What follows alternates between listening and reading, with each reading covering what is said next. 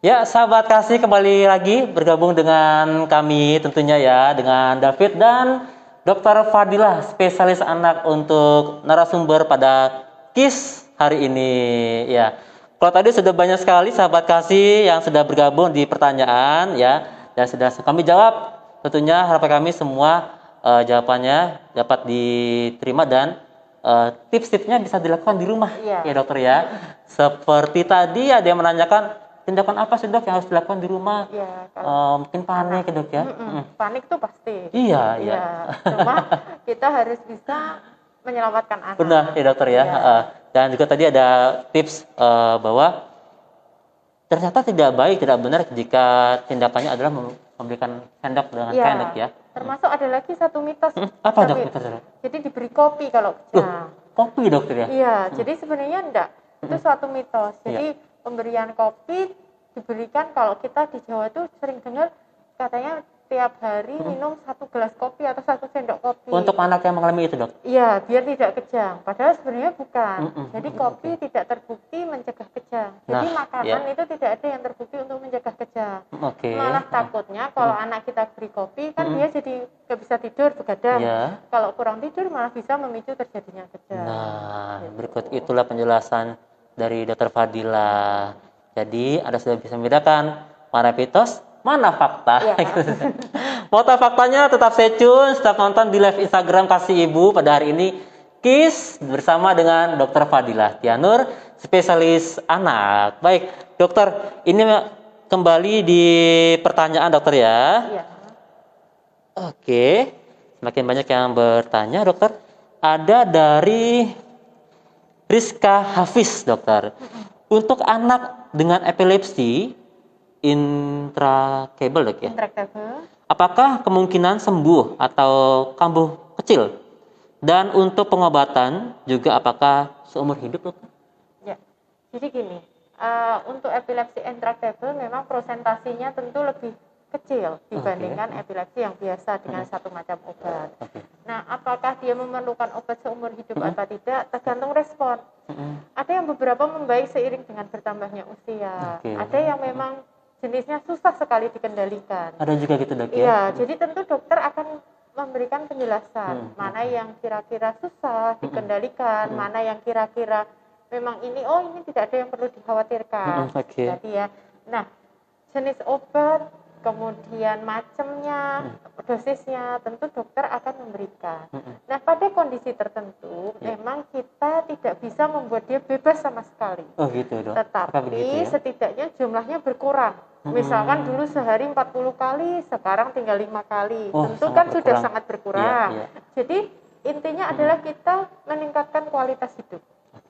Jadi kalau sehari 40 tentu sangat tidak nyaman ya, tentu beda dengan sehari 5 kali. Tapi kalau munculnya cuma sekali sehari atau seminggu sekali, tentu juga akan lebih senang lagi. Jadi berkurang dok ya? Berkurang. Jadi kalau pada epilepsi intrakabel kadang tujuan kita bukan bebas kejang, tetapi mengurangi jumlah kejang.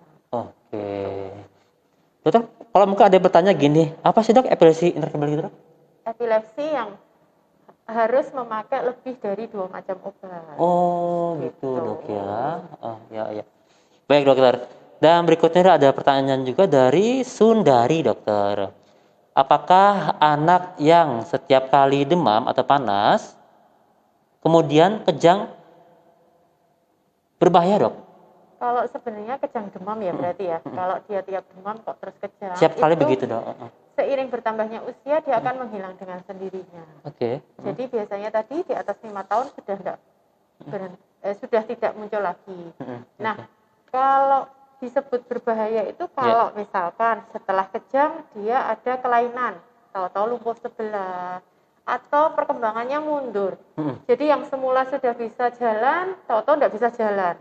Semula sudah bisa ngomong, nggak bisa ngomong. Nah, atau semakin hari semakin sering muncul dan berubah pola kejangnya, atau setiap kali kejang lebih dari setengah jam, tentu beda. Tapi kalau itu suatu kejang demam murni, biasanya tidak berbahaya. Tidak berbahaya ya. Kita lanjut ke pertanyaan dokter. Dari Hasna Narslinda. Ya dok. Assalamualaikum. Saya memiliki pasien dengan gejala epilepsi, namun muncul hanya saat dan sekali dokter ya. Sementara ketika anak terapi dia selalu emosi dokter. Bagaimana penanganannya dokter? Terapi di sini maksudnya bagaimana ya? Ketika anak terapi. Jadi gini, kalau kejangnya muncul karena dia emosi, tentunya kan kita harus bisa mengurangi emosinya dia. Jadi harus ada tindakan yang tepat saat dia emosi, manajemen pengendalian emosi kepada anak tersebut. Terus misalkan saat terapi kok emosi, berarti dia tidak nyaman sama terapinya. Nah, gitu dok ya. Ya, perlu dicarikan metode yang lebih tepat agar anak tidak emosi. Karena terapi sebagus apapun, kalau anak tidak nyaman tidak akan berhasil. Kayak kita lah ya, belajar di sekolah yang bagus, kalau kita nggak nyaman tentu pelajarannya juga tidak masuk, apalagi sampai memicu terjadinya kejang.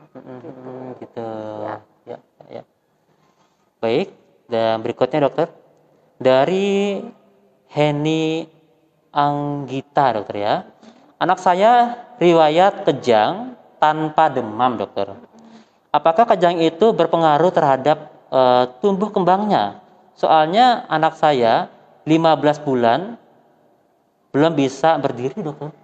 Oh gitu ya. Jadi kan kalau kita tuh ada namanya red flag perkembangan. Jadi misalnya 6 bulan tuh harus bisa tengkurap, 1 tahun harus bisa duduk, 1,5 tahun tuh harus sudah bisa jalan. Kalau 15 bulan belum berdiri, tentu ada sesuatu yang harus kita waspadai. Nah, silakan datang ke dokter terdekat, karena ini bisa berhubungan, bisa tidak berhubungan dengan kejangnya.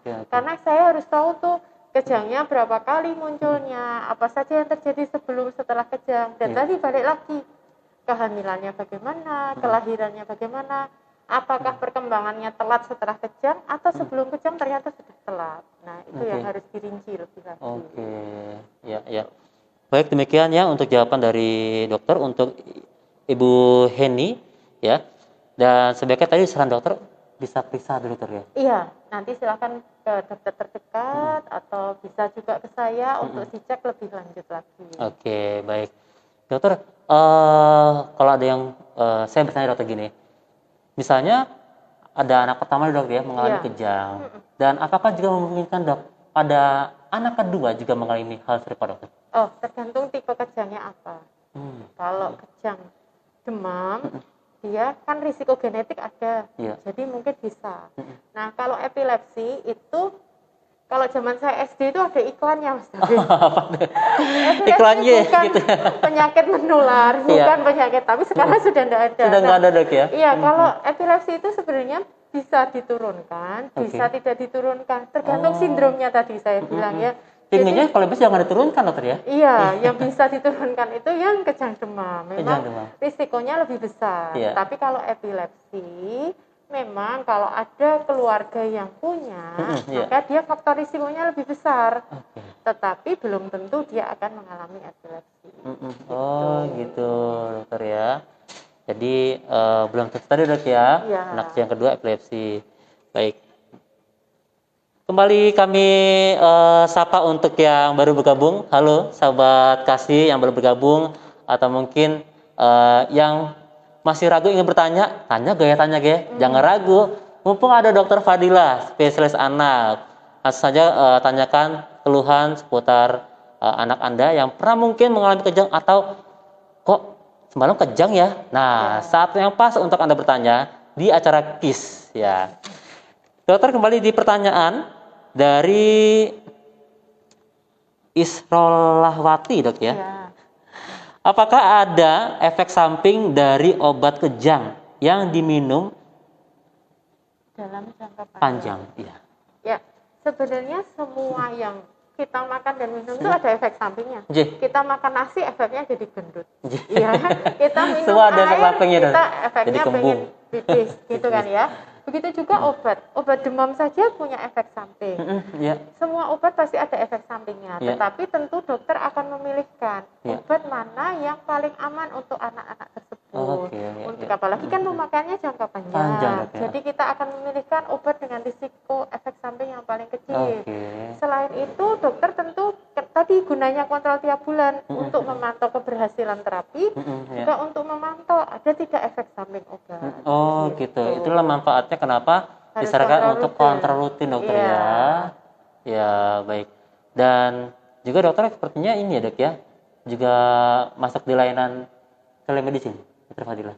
Ada, Ada, tetapi ya? kalau pasien baru tentu kan banyak yang harus dicek. Nah, Biasanya ya, saya oke. tidak mau.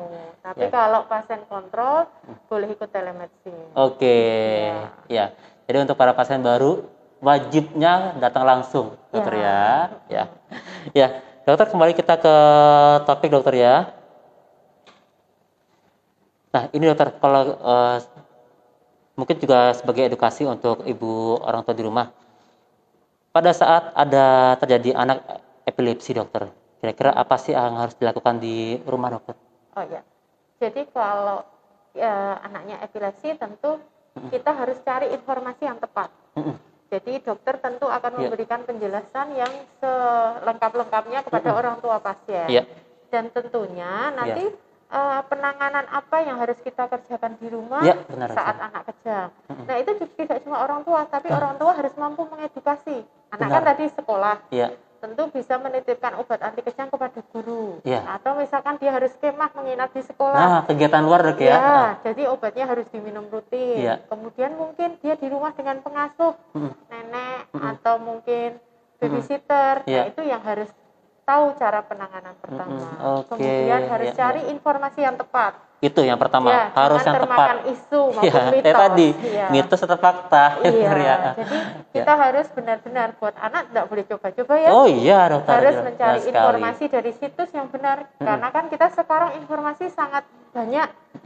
Nah, semua serba online. Semua serba online. Kita harus mencari situs yang benar-benar terpercaya. Kalau kita dokter anak sebenarnya punya situs sendiri. Oh, bisa dokter disampaikan sebagai rekomendasi mungkin dokter? Silakan buka situsnya Ikatan Dokter Anak Indonesia, IDAI. Nah, di situ banyak sekali yang hal-hal yang bisa orang tua tanyakan. Jadi lebih terpercaya. Gitu. Ya, jadi tambahan lagi untuk para sahabat kasih orang tua di rumah ya. Jika ingin browsing ya, apalagi tentang kesehatan anak ya khususnya ya, jangan sampai salah browsing. Jadi malah Anda mendapatkan hoax mungkin dok ya. Nah, yang pastikan membuat anak jadi tambah kecil. Malah gitu dok ya. Sembuh nanti. Dari dokter Fadilah merekomendasikan jika ada ingin mengetahui tentang kesehatan anak bisa buka situs dari IDAI. Ya, gitu ya. Baik, dokter kalau tadi tentang edukasi dokter. Untuk orang anak ya dok ya, yang mungkin sudah usia SMP ya dokter ya, remaja dokter ya. Itu apakah dia bisa menangani dengan sendiri dokter? Tergantung jenisnya ya. Kalau kejangnya itu cuma sebagian atau vokal itu biasanya dia tahu kalau mau kejang. Biasa kan kalau udah agak remaja atau lebih bisa mungkin ada namanya aura ya. Jadi dia muncul, oh ini aku mau kejang nih. Jadi dia bisa tahu, bisa mengkomunikasikan. Nah kalau seperti itu edukasinya kalau itu muncul silahkan berbaring atau mencari tempat yang tidak berbahaya, misalkan di kasur. Jadi kalau dia jatuh itu tidak kena benda-benda tajam. Jauhkan benda-benda tajam atau bila ada orang di sekitarnya bisa minta bantuan. Itulah ya. Oke. Ya, sahabat kasih, oke.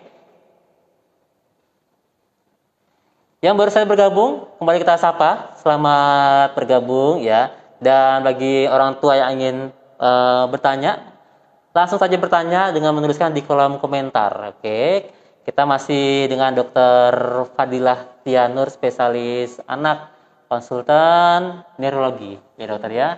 Yang hari ini membahas tentang kejang pada anak. Oke, ya.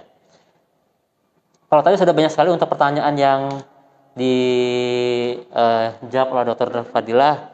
Nah, dokter mungkin juga bisa disampaikan kira-kira pemeriksaan apa sih dok penunjang yang bisa dilakukan untuk pasien-pasien tersebut, dokter? Ya, dan pemeriksaan penunjang yang sering kita kerjakan pada pasien kejang itu adalah EEG. EEG. Ya, tadi ya pemeriksaan listrik di otak. Dengan apa dok tujuannya dokter? Untuk mengetahui gelombang listriknya bagaimana, benar kejang atau bukan, atau untuk mengetahui sindrom-sindrom tertentu karena gambarannya beda-beda. Terus bisa pemeriksaan darah.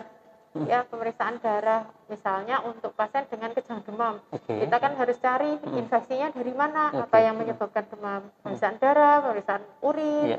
Nah, kemudian untuk pemeriksaan ronsen, misalnya CT scan kepala atau MRI, dokter tentu akan menyarankan, terutama apabila kejangnya hanya sebagian. Oke. Jadi hanya kanan saja atau kiri saja. Kemudian setelah kejang dia tahu-tahu tidak sadar, itu tentu butuh pemeriksaan ronsen. Tapi kalau anaknya baik, kejangnya seluruh tubuh, hanya terjadi saat demam, ada faktor risiko orang tua juga kejang demam, tentu tidak membutuhkan pemeriksaan ronsen. Oke, baik. Dan dokter, di saat seperti apa sih dok, si pasien anak ini, oh ini wajib dirawat di Rumah sakit. Ya. Yang pertama kejang pertama kali. Kemudian, pertama kali dokter ya? Ya, pertama kejang kali. pertama kali malah. Yang kedua kejang lama. Ya.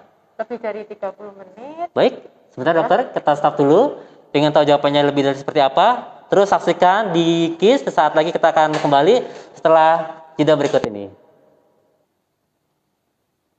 Ya, sahabat kasih kembali hadir bersama kami di KIS Kasih Ibu Solusi Sehat. Dan tanpa terasa sudah di jam 11 lebihnya 11.30 dokter ya, hampir dikit lagi ya. Ya. Baik, dan kalau tadi dokter mau menjelaskan tentang kapan dibawa ke rumah sakit. kapan ya? dibawa di rumah sakit dirawat dokter. Ya, yang pertama kejang pertama, yang kedua kejangnya lama. Apalagi kalau lebih dari 30 menit gitu ya. Ya. Atau sebenarnya kejangnya sebentar-sebentar tapi berulang dan makin pendek jaraknya. Berulang tapi makin pendek Ya, misalkan tadi pagi jam 6, sekarang jam 12, terus jam 1, setengah 2. Berarti kan semakin memendek nih intensitas dan jaraknya memendek serta intensitasnya bertambah kencang atau bertambah lama durasinya, maka harus segera langsung dibawa ke rumah sakit.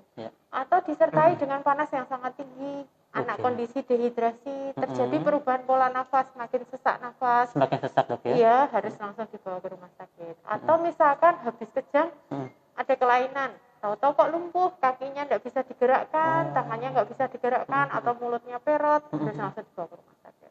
Tapi itu bukan sifatnya berpanen ya, dok ya, lumpuhnya dok? Ya macam-macam ya, ada ya. yang sifatnya permanen, ada yang hanya sementara. Tapi tentunya lebih baik dibawa ke rumah sakit. Apalagi kalau terjadi penurunan kesadaran, anaknya ngantuk-ngantuk, sulit dibangunkan, muntah-muntah hebat atau nyeri kepala hebat, sebaiknya langsung dibawa ke rumah sakit. Nah, berikut tadi tentang kapan sang anak perlu di rumah sakit dokter ya. Baik, dokter Fadila mungkin sebagai mau selesai dari acara kita dok ya. Dokter mungkin bisa ada tips untuk pencegahan di masa mendatang dokter? Ya, pencegahannya kalau memang dia penyebabnya kejang demam, berarti anaknya nggak boleh demam. Orang tua harus punya termometer. Termometer wajib punya dokter ya? Ya, untuk mengukur suhu. Tidak boleh pakai tangan. Bukan tangan meter. Bukan tangan meter ya. Kemudian harus punya persediaan obat anti demam. Obat anti demam. Ya, juga menyediakan obat anti kejang. Dokter akan meresepkan. Terus tetap jangan panik. Hindari faktor-faktor pencetus. Kalau kejang demam ya berarti demamnya tidak boleh. Kalau epilepsi tidak boleh kecapean, tidak boleh kurang tidur, gitu. Kemudian tadi dijaga jangan sampai dehidrasi. Oke, baik. Ya, demikian untuk penjelasan dari Dokter Fadila, spesialis anak, untuk tema hari ini adalah kejang pada anak. Baik, sahabat kasih, tanpa terasa kita sudah di jam 11 lebihnya 30 menit. Sampai demikian untuk acara KIS Kasih Ibu Solusi Sehat pada hari ini ya. Nantikan KIS edisi mendatang di tiap hari Sabtu. Saya David dan Dr. Fadila kami undur pamit. Salam sehat. KIS Love and Healthy.